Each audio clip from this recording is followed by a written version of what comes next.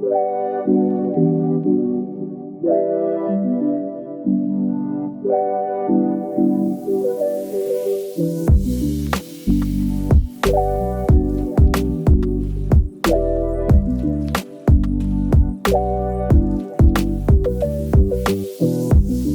afternoon, everyone, and thank you very much for joining us today to commemorate this event. I'm Susan Schroeder. I'm the head of the reference department here at Elkhart Public Library, and it's my pleasure to introduce Janis Thornton. Janis is an Indiana-based, she's one of ours, award-winning author of true crime books, cozy mysteries, and historical nonfiction. She's a member of the Authors Guild, the Indiana Writers Center, the Women Fiction Writers Association, the National Sisters in Crime Mystery Writers Organization, as well as its Indianapolis-based chapter, Speed City Sisters in Crime. That one sounds fun, doesn't it? Today, Janis will be talking specifically about her book, The 1965 Palm Sunday Tornadoes in Indiana. Copies of it available at your library as well. This book was shortlisted by the Indiana Humanities as a best book of 2023-2024 by Indiana authors. So, following her presentation today, we're going to have a share-out question and answer period. Probably more sharing than questions, unless you specifically have questions for Janis, but we're all looking forward to that portion of the presentation as well as her talk. Yeah, it's good. So on the 60th anniversary of the Palm Sunday tornadoes, we are thrilled to have Janis here to share her stories of the Hoosiers who experienced the infamous outbreak firsthand. Please help me welcome Janis. We're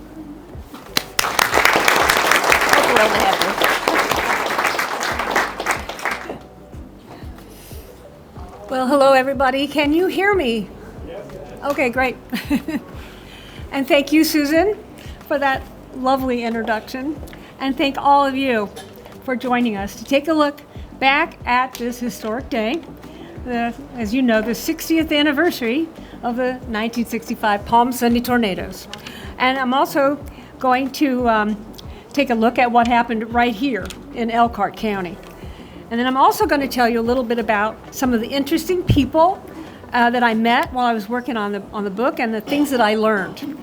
And then, when I reach the very end and I stop talking, as Susan said, then we're going to turn things over to you so that we can hear from the people who had the first-hand experiences in those horrible tornadoes. And then, frankly, that's always the best part of the program. So let's get started, and I hope this works.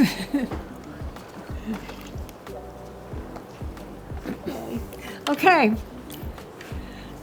So how many of you remember this date? Yep. Did I see one hand not go up? Yeah. I was in the womb. Oh, okay. Well, in a way you were there. So how many of you remember where you were that night? I know you do. And do you remember what you saw? Do you recall what you were doing? And what you might have been going through?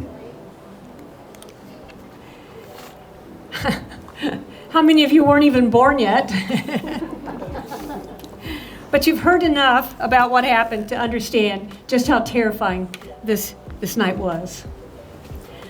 So I expect at least some of you had a frightening Palm Sunday tornado experience, but as for me, not so much. See, I was a teenager at home in Tipton, which is a little town located in the middle of the state, about 120 miles south of here. Lucky for Tipton and for me, Tipton wasn't hit. But my evening was, because of that, was relatively uneventful. However, most of Tipton County lost power that night, which is probably why I had no clue what happened way up here, or even what was going on just 13 miles north of us in Howard County in the town of Roosevelt. There we go. Which was all but wiped off the map that night. But in Tipton, most people didn't know what had happened in Roosevelt or anywhere else, in fact, until Monday morning when the news started spreading by word of mouth, which was the only way it could spread since the electricity in Tipton was still out and wouldn't be restored until about 3 o'clock that afternoon. So eventually we learned that the tornadoes that had devastated neighboring Howard County were part of a collective rampage of 3 separate lines of storms that had torn through the state in less than 3 short, brutal hours. And they included the line that's way up here that you're all probably most familiar with, stretched from LaPorte and Stark counties all the way to the northwestern tip of Steuben County before crossing the state line into Michigan. And here's that second line that cut across the central part of the state, the one that started in Tippecanoe County and proceeded across central Indiana through Clinton, Howard, Grant, Blackford, Wells, and Adams County before they blew into Ohio. And finally, there's a second line of central Indiana storms that cut a 50-mile path across that area from just south of Crawfordsville on the eastern edge of Montgomery County, all the way through Boone County and halfway across Hamilton County before they lifted. So in the final tabulation, the Palm Sunday tornadoes had torn up a portion of 6 Midwestern states, which were Iowa, Wisconsin, Illinois, Indiana, Michigan, and Ohio, and they injured thousands of people, leaving 271 of them dead, and just over half that number right here in Indiana. So clearly Indiana had taken the brunt. And yet,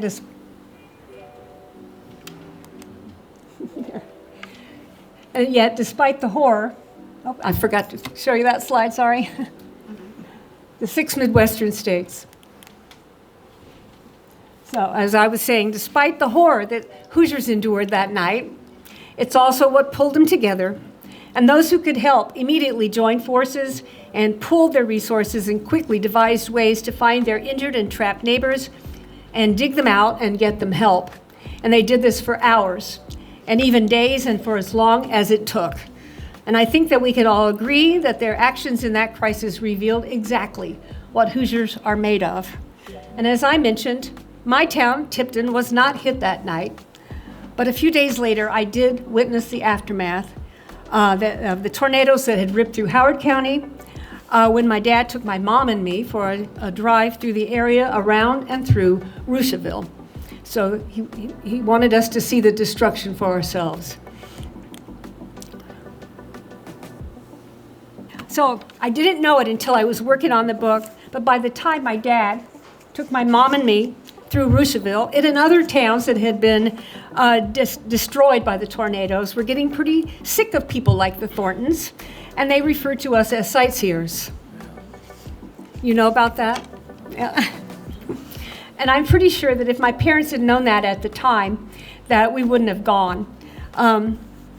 But it is true, we did want to see the sights because never in our wildest imaginations could we have imagined what we were going to see. Well, that's the picture of the Roosevelt, where they had made the best of a terrible situation by posting volunteers in the middle of Main Street with buckets so they could collect donations from all those sightseers passing through. And I remember my dad tossing a few dollars into a bucket like that. Okay, sorry for this technical glitch. I want to fast forward now from 1965 to about 5 years ago, just to tell you a little bit about how the book that I did came to become a reality. See, for years I had been looking for a book about the Palm Sunday tornadoes in Indiana, but aside from a couple of regional books that were out of print, and there they are, I couldn't find anything. And I couldn't understand why nobody had bothered to do it. It seemed like, somebody should have. So I thought about it, and I finally figured, well, why not me? So in the summer of 2020, I pitched the idea for the book to the acquisitions editor at History Press, and about 6 months later, in January of 2021, he gave me the green light along with a deadline to get it all done by March of 2022. And I was thrilled because I thought, wow, that's 14 months. That's going to be way more than enough time. But once I got started, it didn't take me long to realize just how much I had to learn. I thought I was pretty knowledgeable about the tornadoes that had blown through my area around Clinton and Howard counties. They were just to the west and north of Tipton where I lived. However, once I started doing the research, I found out how little I knew, especially about the other areas of the state that had been hit by tornadoes and the paths that the tornadoes had taken and the communities that had been devastated. So to find out, I first took a dive into the old newspapers, which is always a great resource for researching the past. And then I read every news article that I could find that related to those tornadoes in Indiana. I took tons of notes. And then I found that in May of '65, the National Weather Bureau had published a Palm Sunday's tornadoes report, which I found enormously helpful, as was a film that I found online called Death Out of Darkness, produced by the Indiana State Police. In addition, I contacted libraries and historical societies in all the areas hit by the tornadoes, and I asked for whatever materials they had on file. And together, these resources provided me with a wealth of cold, hard facts. But even before I started, I knew cold, hard facts couldn't tell the whole story. My years as a newspaper reporter had taught me that to get to the heart of a story, you need to connect with real people, the people who had experienced the event firsthand. So, how do you find them? I'm sure there are lots of ways, but here's what I did. I posted notices on Facebook, of course, and I ran news briefs in newspapers serving the areas that had been hit. I pinned messages on community bulletin boards, and I spoke with librarians and local historians, and then I told everybody that I knew what I was doing and what I was looking for. So each of these efforts paid off and led me to people who had lived through the 1965 Palm Sunday tornadoes and were actually willing to talk to me about it. So over the next 9 months, I interviewed 120 people. And here are some of those people right here. They ranged in age from their 90s, who'd been young adults in 1965, and on down to people in their 60s today who had been kids as young as 4 back then. And every one of them related the details of their experiences and told me one horrific, heartbreaking story after another. And surprisingly, many of the stories also conveyed hope by telling of narrow escapes and acts of heroism, neighbors helping neighbors, and stories about starting over after having lost everything. And I found it interesting, too, that after I'd heard a few dozen stories, I began to notice some striking commonalities, such as the single item. There was sometimes it was a cherished heirloom, or sometimes it was something as mundane as a glass of water that had survived the storm in perfect condition despite the total destruction that had surrounded it. And I also heard a lot of stories about some valuable personal document that was gone with the wind and was only to be returned by, sometime later by a thoughtful stranger from sometimes hundreds of miles away. And of course, there were a lot of stories about the lost pet that vanished in the storm, but was found safe and sound, hours, days, or even weeks later. And in two very strange stories that I heard from two people who didn't even know each other. They lived in different towns. They both told me that they had been rolled up in their carpets like burritos, and they survived the tornado without a scratch. And now I want to take a look at the weather that Sunday before the air turned cool and the wind kicked up and those clouds rolled in. And here are some of the weather reports. The days preceding had been cloudy and chilly and damp, but mild weather was predicted for Palm Sunday. And Hoosiers were delighted when an early morning shower cleared up and the bright sunshine came out and warmed things up to about 70 degrees. It was the first really nice day of spring, so when people got home from church that day, they changed into their Bermuda shorts and fired up their backyard barbecue grills. Some people, took off for the golf course, and others jumped into their cars, rolled down the windows, and went for a nice leisurely drive through the country. However, a lot of people told me that later on that afternoon, they began to feel that something was off with the weather. The air was getting clammy. It was a little too muggy, and then they said there was something really weird starting to go on with the sky. It turned a funny color, and I bet you all remember that. What color? Do you remember? They said it turned a funny color. Do you remember that color? Green. I often heard that it turned a sickening green. And then the swirling storm clouds began to move in. And throughout the day, the Weather Bureau in Indianapolis had been keeping an eye on an active storm cell moving from the Gulf of Mexico toward the northeast. And when it collided with a fast-moving cold front coming from the west, the results were these severe tornado-producing storms moving from northeastern Iowa into southern Wisconsin and northern Illinois, and from northern and central Indiana on into Michigan and Ohio. And I think it's safe to say that many people today don't understand how little attention some of us paid to the weather forecasts back in 1965. In those days, weather forecasting was pretty hit and miss. And often when a tornado was spotted and warnings were broadcast, there wasn't enough time to seek shelter. Another problem back then was in the terminology. Not everybody knew the difference between forecasts and warnings. And in the case of that Palm Sunday, the day was so nice, people were outside and nowhere near their TVs and radios, which is where they would have heard the warnings. There weren't any tornado sirens yet, and of course there were no cell phones. So lots of people were just simply caught unaware. Now I'm going to take a look at exactly where the tornado struck and at some of the damage that they did. In Indiana, the first tornadoes were reported just before 6 p.m., tearing through LaPorte and Stark counties, where the first touchdown took place in the town of Hamlet, resulting in 2 storm-related deaths. And then they roared on to the northeast to Coons Lake.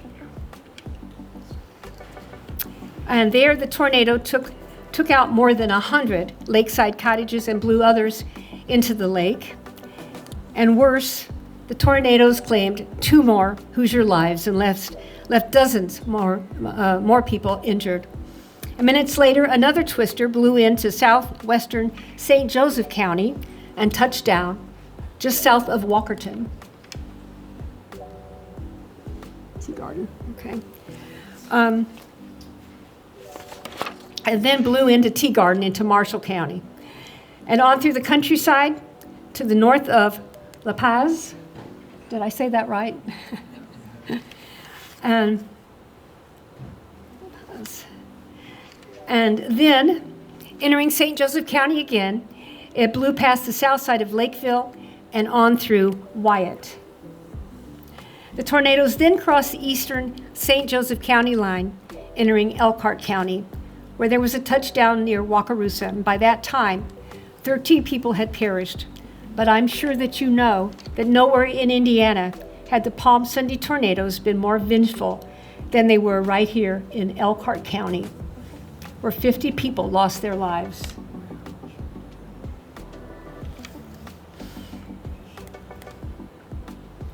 And 10 of those people died right here in what had been the Midway Trailer Court at the crossroads of U.S. Highway 33 and State Road 17.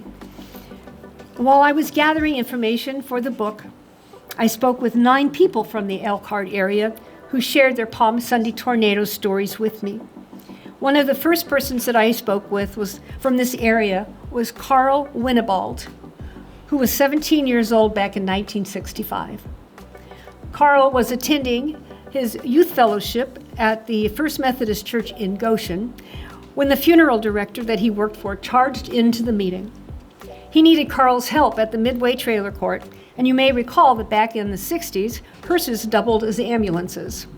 And that's why Carl was in the passenger seat of the hearse driving up US 33 when he saw the enormous, half-mile wide, twin tornadoes moving toward him. Carl's boss pulled the hearse over to the side of the road, and they both scrambled for the cover in the ditch, joining many other people who had the same idea. However, Carl told me one of them was a man standing up pointing a camera at the twisters. And who was this man holding the camera? Yes, of course it was the Elkhart Truth's photographer, Paul Huffman, busy snapping those iconic photos. And once the tornadoes moved on, Carl and his boss proceeded to the Midway Trailer Park, where they assisted with emergency personnel in their search and rescue. Okay, it worked.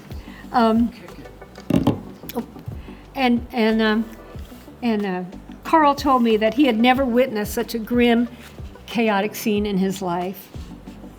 And then I also talked with Dave Nicely, who's another Elkhart County resident, who witnessed the twin tornadoes, although to Dave, their significance was far more than iconic. When I spoke with him for the book, he told me that at the moment that Paul Huffman was shooting his famous photo, the twister on the right was destroying his home, which was located approximately 300 yards north of the Midway Trailer Court. Okay, good. And here's that photo again, with an arrow that I put in there, pointing to what I think is the general area of where Dave's home would have been.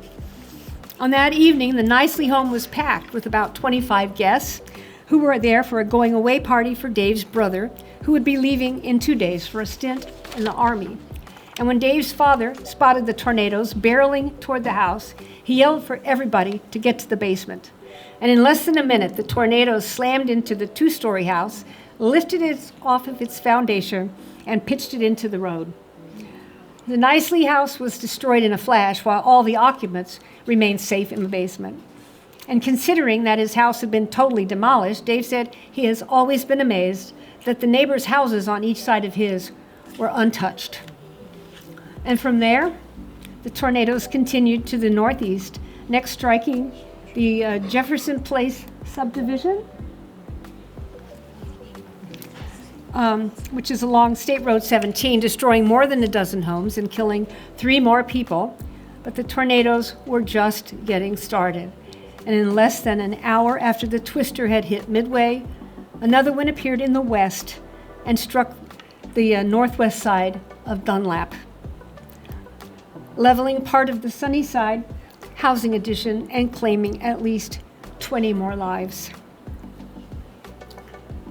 But back in July of 2021, I drove up to Dunlap to meet Debbie Forsyth Waters. Over lunch, she told me the heartbreaking story of what she and her family had gone through that April 11th.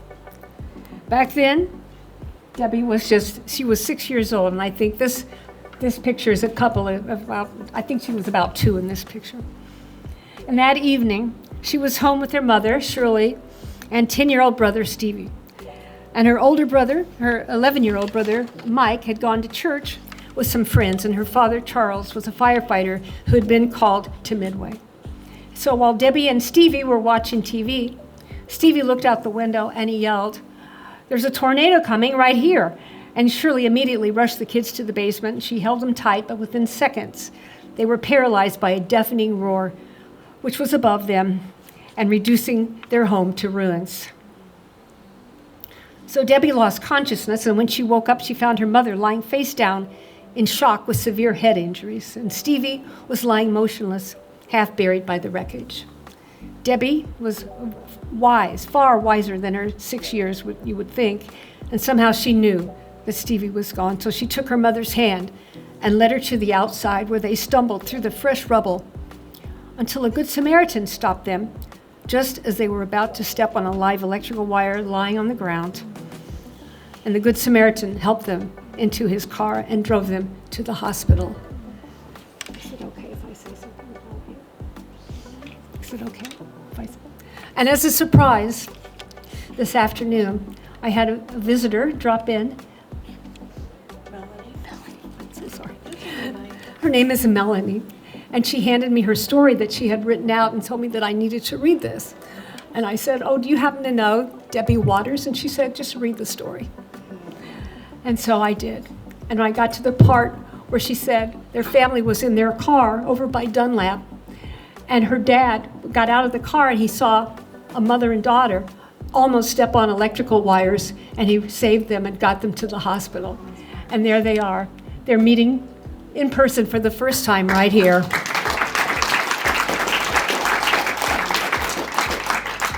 So thank you for letting me share that. And I hope you'll share, if you want to share your story when we're finished. Thank you. Okay.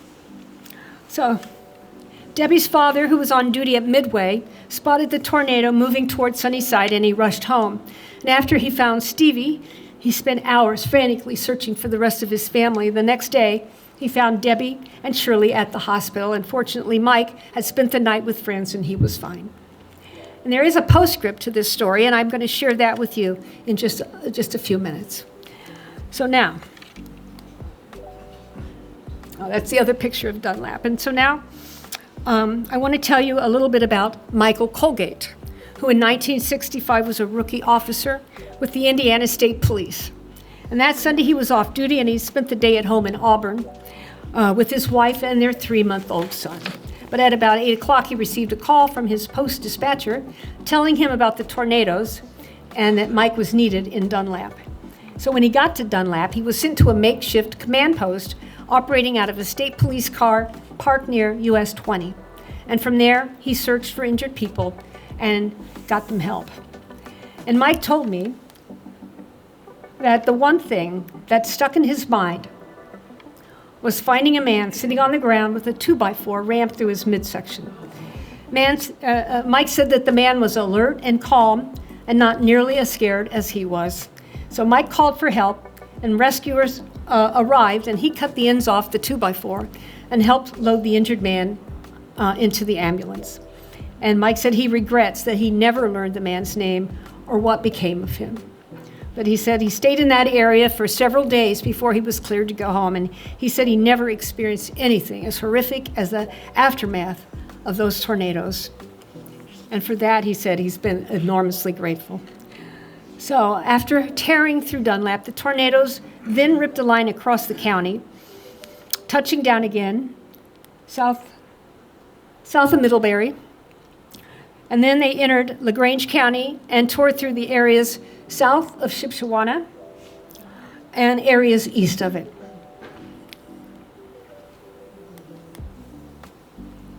And when that northern line of tornadoes crossed the state line into Michigan, it had left 82 victims, dead and dying.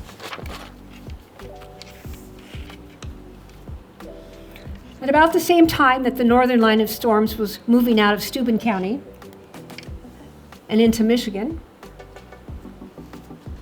another twister was reported 140 miles to the southwest over the town of Odell in Tippecanoe County. And within minutes, the storm had moved into Clinton County, where the son of the Rossville town marshal stepped onto his back porch and snapped this picture of a twister on the ground south of him, and it was just blowing past the north side of Mulberry. And this picture shows the aftermath of what had been a farm north of Mulberry and south of Rossville. And this was the beginning of the line of storms that ripped a path across Clinton County, striking numerous communities and tearing apart houses, a school, a church, farms, and everything in between as it made its way into Howard County, where it touched down in Rushville, killed 4, and nearly erased the town off the map. And from here, from Rushville, it went on 7 miles to the northeast to the tiny town of Alto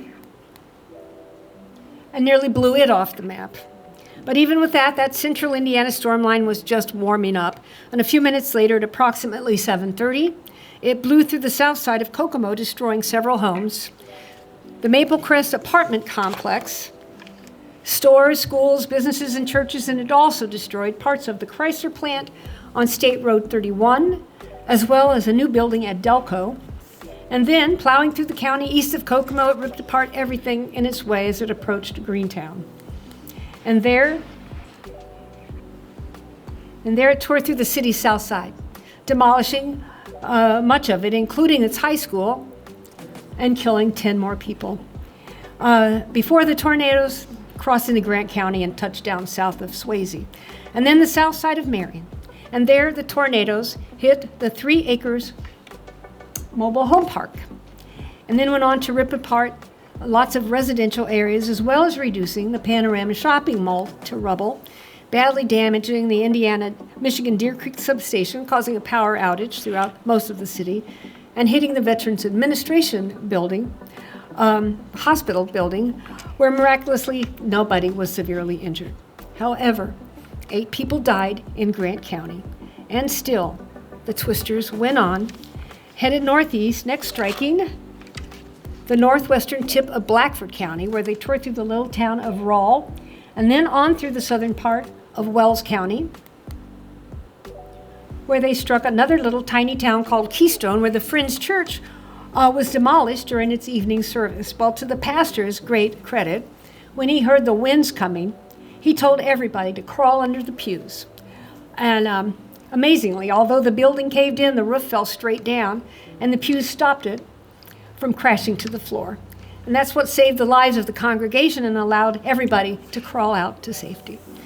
But that same good fortune didn't take place right across the street from the church, where a 28-year-old mother and her 9-year-old daughter were killed as they were running for shelter.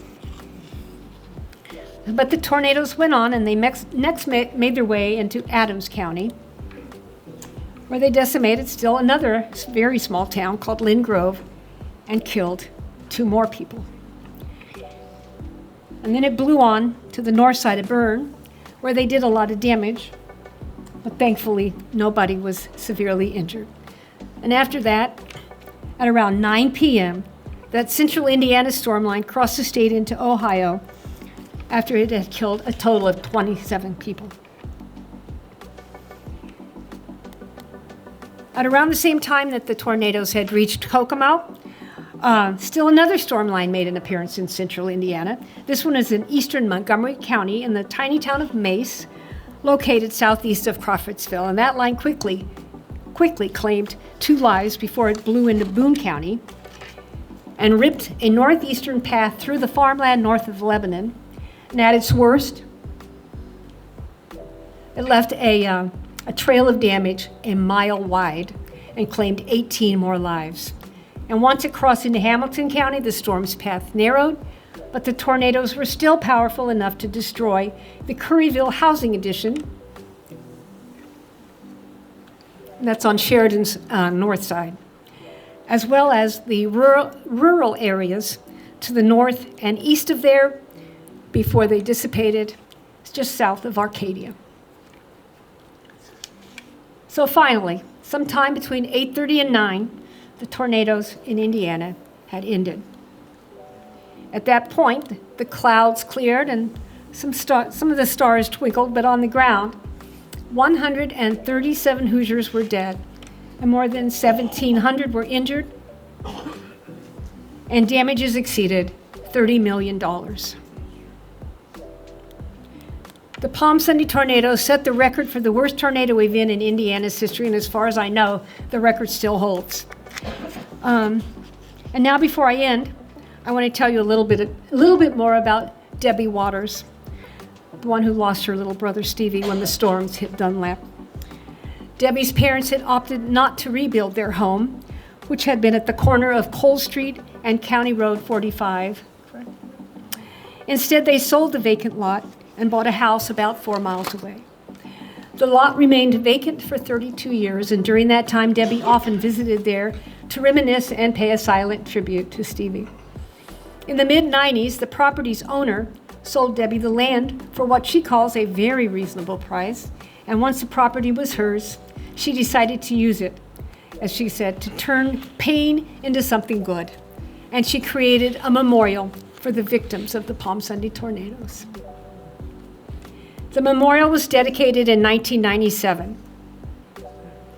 And since then, she's held a memorial service there every 5 years on April 11th. The final service there was held in 2015 on the 50th anniversary. But when I spoke with Debbie recently, she told me the memorial has been spruced up and decorated for today, and anybody who wants to stop by is welcome to do so. And so finally, there's one more thing I want to say about writing the book, and that is I can't stress it enough that if it hadn't been for the 120 people that I interviewed and who trusted me with their firsthand, terrifying, heartbreaking, life-changing personal stories, I could never have begun to describe what you and our fellow Hoosiers went through that night 60 years ago today. So again, to all of them, and you are here, thank you. And as I promised, when I stop talking, the program really gets good, because I'm going to open it up to all of you. And anybody who's got stories that you want to share, please do.